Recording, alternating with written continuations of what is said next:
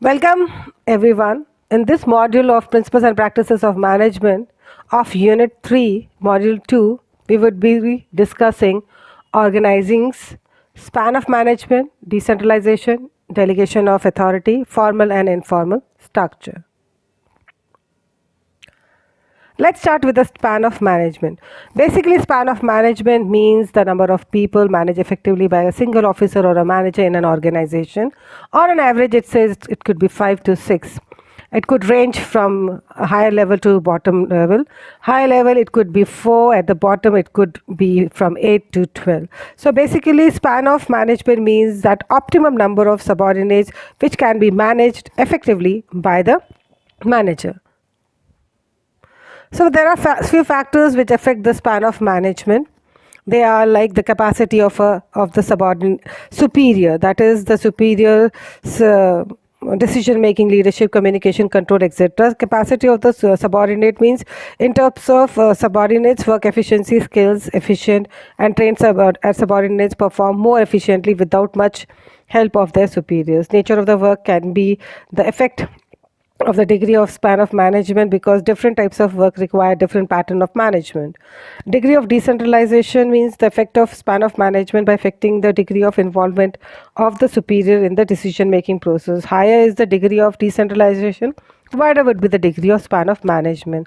Another one is the degree of planning, that is higher the degree of planning, wider would be the span of management because subordinates can take actions of their own. There could be communication techniques like face-to-face management. Communication between the superior and the subordinate require less time, resulting in the narrow span of management. Again, there could be supervision function by others and physical locations, etc.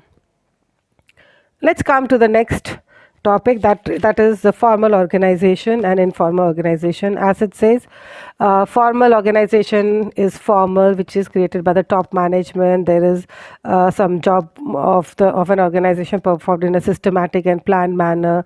There is official appointment of the manager. There's authority is there. There is permanent and stability is there. Whereas informal organization is it's a natural desire of the peoples to associate with each other, or it is basically for the satisfaction of the employees informally. In informal organization, the someone can select their own leader and take care of their interest of the group also. So the authority of the leader of the informal groups depends upon the combined support of the group members. So informal basically organization is temporary in nature and the size of the membership can vary from time to time. There's these two slides are given which differentiate between formal and informal organization. You can go through that. Let's come to the main thing, that says departmentalization. What do you mean by departmentalization? How the activities are divided into the different departments. There are five ways of dividing into different departments depending on the nature of the organization, what type of activities or product or in what type of services they are providing. It could be through functional departmentation, product departmentation, customer departmentation, geographical departmentation and process departmentation. It can be a process of combination of two or more also. Like in functional departmentation, it has been divided into the different departments like engineering, accounting, information, human resource, purchase.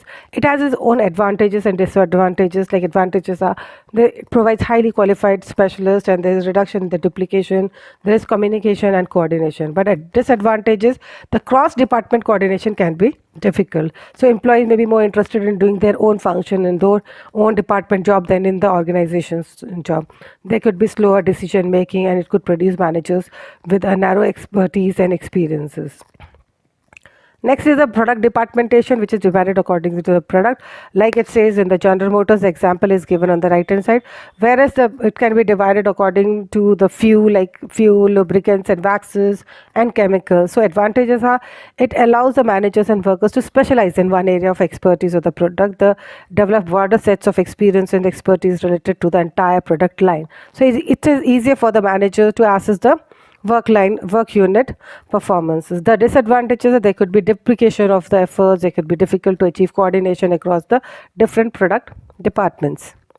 Next is the customers departmentation. Here the departmentation is done according to the customers, like the retail account is there, wholesale is there, or the government is there.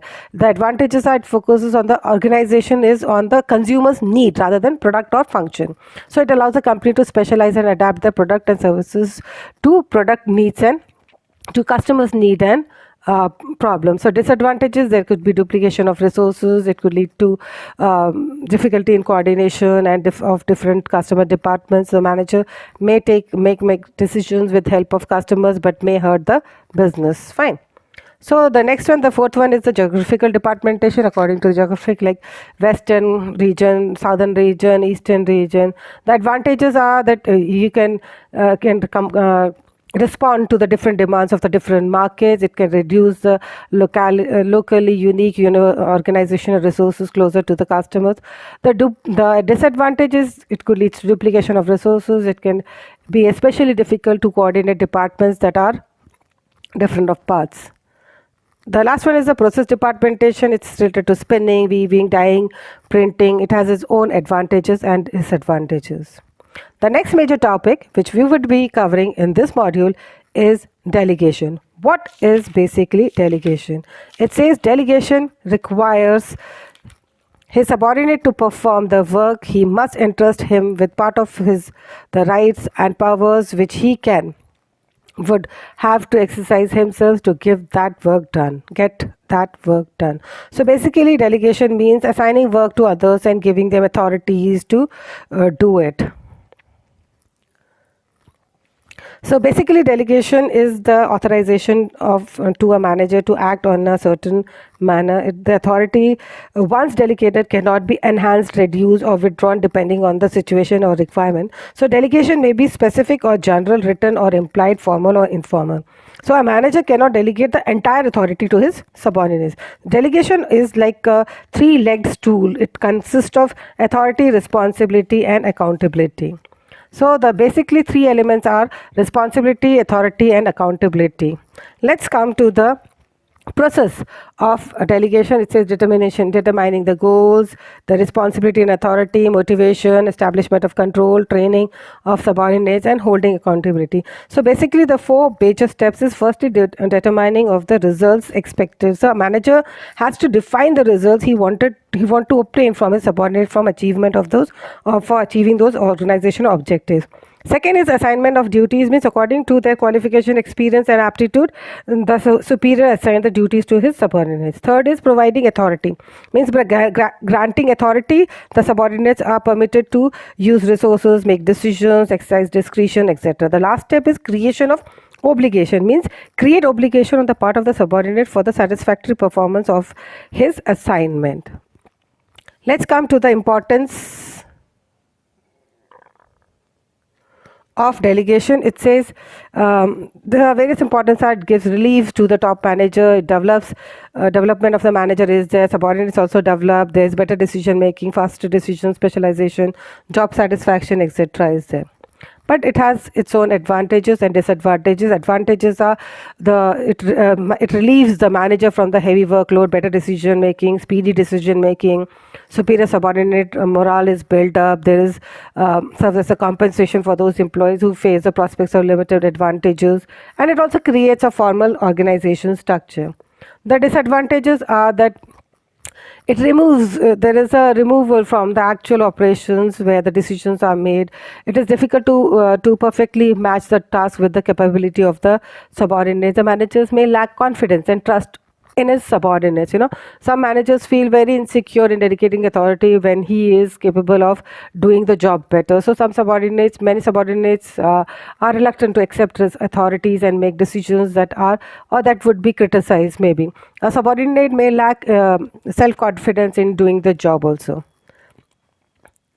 These are the Conclusions of the barriers of the delegation, it is related to the superior, subordinate, and now the organization. On the part of the superior, like he said, he may be wanting to do it personally, there may be insecurity, he wants to retain the power, there cannot be lack of confidence on the subordinates, or unwilling to set standards of control. On the part of subordinates, he may lack confidence, or there may be fear of making mistakes, or he doesn't want to take initiative, or he wants to have absence of access to various resources, or convenience के हिसाब से वो subordinate में भी delegation of authority नहीं लेना चाहेगा. In the organization, if the size of organization varies, there is no president of delegation if the degree of decentralization or centralization. But there are ways to overcome these barriers, that is through acceptance of need for delegation, then development of confidence in subordinate, there's communication through motivation, through development of effective control, system of control, choose the right person for the right job, freedom of to subordinates, clarity of task, matching the job with the ability of the subordinates, develop trust and confidence in the subordinates. The next major topic which we would be covering is the decentralization. It means that it's a systematic effort to delegate the lowest level all authority except that which can be exercised at central point, and it is everything that goes to increase the importance of the subordinates role is decentralizing, everything that goes to reduce is centralization. So let's start with the let's discuss the centralization. It says implies concentration of decision functions at the apex of the management hierarchy, and the most decision is concentrated at the top management, and refers to concentration of the power of authority at the high level. Next is the advantages of decentralization are disadvantages of centralization. The advantages of decentralization are like relieves the top management, gives managers more freedom, promotes establishment and use of board of control, it provides facilitates product diversification, that promotes development of general managers, they aid to adaptation of the faster changing environment, etc. Again, next is the advantages of centralization are disadvantages. These are the advantages. It says like it provides prestige and power which strengthens the self-confidence. It gives highly motivating and morale boosting for executives. The services of staff specialists in those areas where they are needed. It is better equipped to handle any emergencies that might affect all units of the organizations. The optimum utilization of human and physical resources. It is easier to achieve balance among the activities of the different departments and functions. As we have discussed delegation and decentralization, there is again some notes which can give you a clear picture of how to differentiate between delegation and decentralization. As it says, delegation is compulsory, whereas decentralization is optional policy for the organization.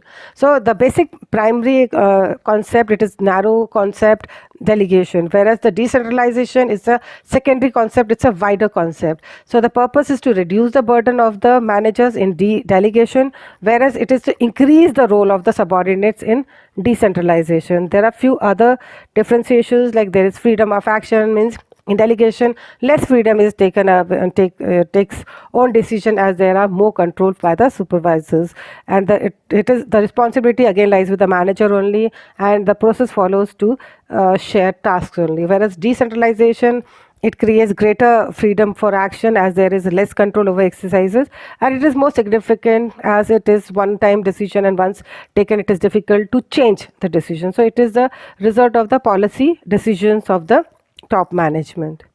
That's all in this module. Thank you so much.